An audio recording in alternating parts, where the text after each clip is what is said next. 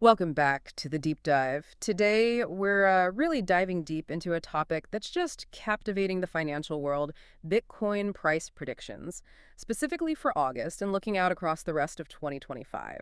We've gathered insights from, well, all over institutional surveys, market analysts, real-time commentary. Our goal, as always, is to pull out those key nuggets of knowledge for you so you can get informed quickly and thoroughly. Yeah, it's an incredibly dynamic landscape right now. Bitcoin's really at a pivotal moment, wouldn't you say? We've seen these significant milestones recently. And the question isn't just, what's the next price? It's also, what are the underlying forces driving things? hmm So we'll unpack the data, the bullish views, the cautionary tales too, all straight from the sources. Okay, let's start with right now. Where are we? Just 2 days ago, August 14th, Bitcoin hit a new all-time high, briefly topped $124,000, and actually surpassed Google's market cap for a moment there. Huge numbers. As of today, Friday the 15th, it's hovering more around, say, $117,000 to $119,000. Right. And what's fascinating is even with that surge, some real-time analysis suggests, well, a complex sentiment. For instance, you had analysts watching it hit 124K and immediately talking about taking partial profits. Oh, interesting. Even at a new high. Exactly. It hinted a cautious approach, maybe from some of the more sophisticated players, despite the bullish momentum. Changerly's forecast for August puts the range between roughly $119,000 and $125,500, with an average around $122,000. And they align this with a, quote, neutral bullish 64% market sentiment and a fear and greed index at 60. So still in greed. Okay. So that's the snapshot. Now, looking ahead, rest of 2025. The overwhelming vibe seems bullish. Why? What's really driving that optimism? Well, a huge piece of this puzzle is institutional adoption. It's fundamental. There was a Coinbase survey with EY Parthenon back in January, really striking numbers. 86% of the institutional investors they talked to either already have digital asset exposure or they plan to allocate in 2025. 86%. Wow. Yeah. And 85% increased their allocations last year in 2024. Plus, almost 60% plan to put over 5% of their assets under management into digital assets this year. Over 5%. That's significant for institutional portfolios. It absolutely is. This isn't just dipping a toe in anymore. It feels like a fundamental shift. Bitcoin moving from maybe the speculative fringe into a legitimate asset class for major players. Their main reasons. Higher returns, that was nearly 60%. Investing in innovative tech and hedging inflation. Overall, about 80% of them expect crypto prices to trend higher over the next 12 months. And I think what really hits home is just the sheer scale of the money pouring in. These aren't small bets. Precisely. Look at BlackRock's iShares Bitcoin Trust, IBET. It's become a massive player. Over $90 billion in assets under management now, holding something like 1.48 million Bitcoin. Which is worth what? Over $170 billion at recent prices.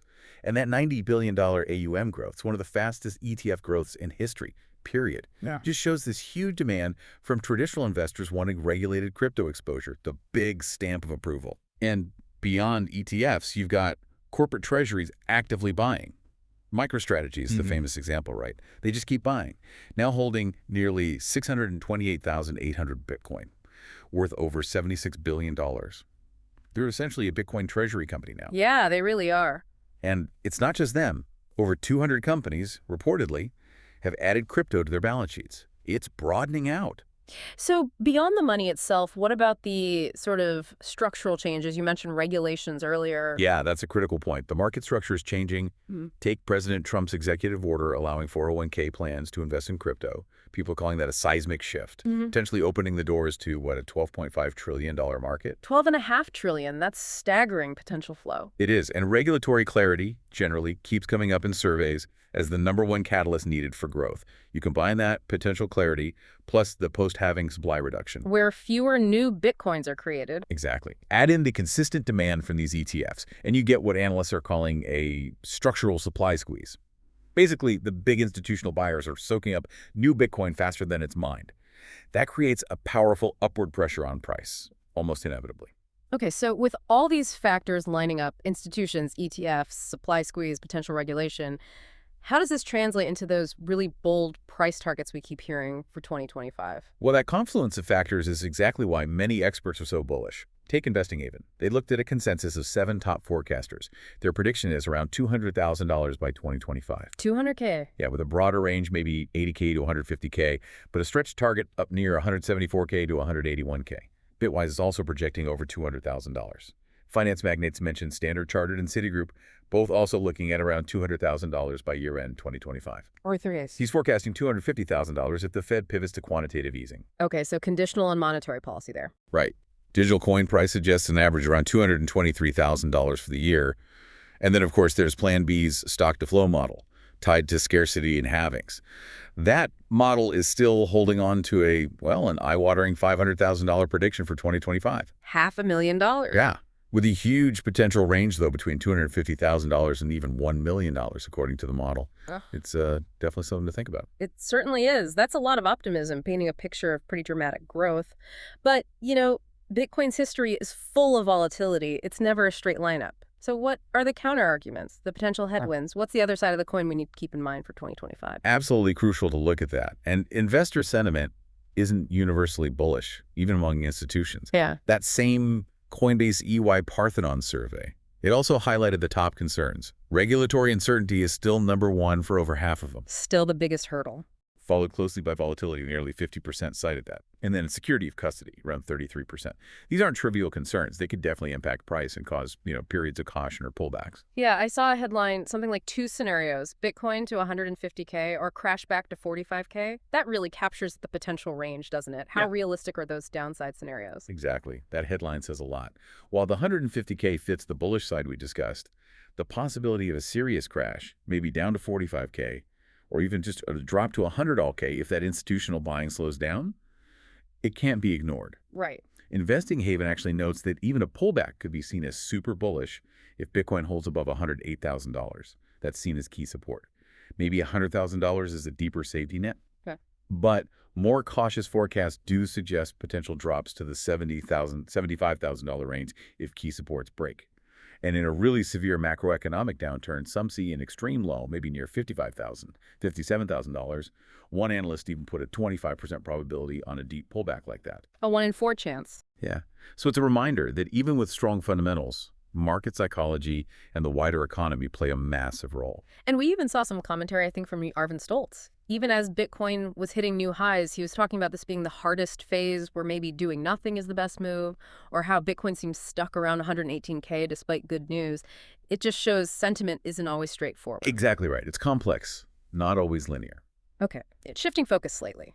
Beyond just Bitcoin itself, what else is happening in the wider digital asset world that might influence things in 2025? Yeah, good question. The market is definitely maturing beyond Bitcoin dominance. We're seeing signs of a potential altcoin season. The index is at 41 right now. A full season is usually above 75, but it's ticking up. Ethereum, especially, has shown real strength, getting close to its all-time high.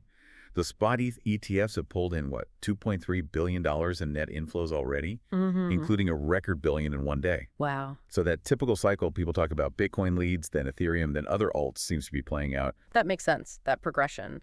And beyond just trading these different coins, are institutions changing how they actually use these assets? Is it moving beyond speculation? Absolutely. Right. That institutional survey, again, it showed a really significant jump in interest towards DeFi, decentralized finance. Engagement is expected to basically triple from around 24% now to 75% in the next 2 years. Triple. That's huge growth in DeFi interest from institutions. It is.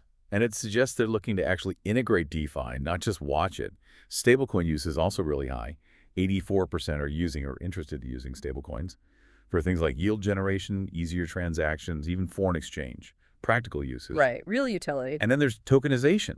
76% of these firms intend to invest in tokenized assets by 2026, mainly for portfolio diversification, accessing new kinds of liquidity. It shows this growing appetite for innovation, for new use cases, way beyond just buying and holding Bitcoin. We're seeing new projects pop up too, like Remitix for cross-border payments using DeFi, gaining traction that's pushing boundaries. So let's try and tie this all together for our listener. Looking at Bitcoin for the rest of August and into 2025, what's the takeaway? We've heard predictions from, a steady climb through the 130K range, all the way up to consensus targets around $200K and those really aggressive calls like $500K or more. But we've also hit on those real concerns. Volatility, regulation, potential pullbacks may be significantly lower. Yeah, if you connect all those threads, the big picture for digital assets in 2025 seems to be about increasing institutional involvement, clearer regulations hopefully emerging, and just broader utility for these assets. It's definitely not a niche market anymore. It's maturing fast, which I think raises a really important question for you, the listener. In a world where Bitcoin's market cap is challenging tech giants, where retirement funds might start allocating, how does this fundamental shift change not just your portfolio decisions, but maybe your whole understanding of what counts as a safe or an innovative or even a traditional investment going forward?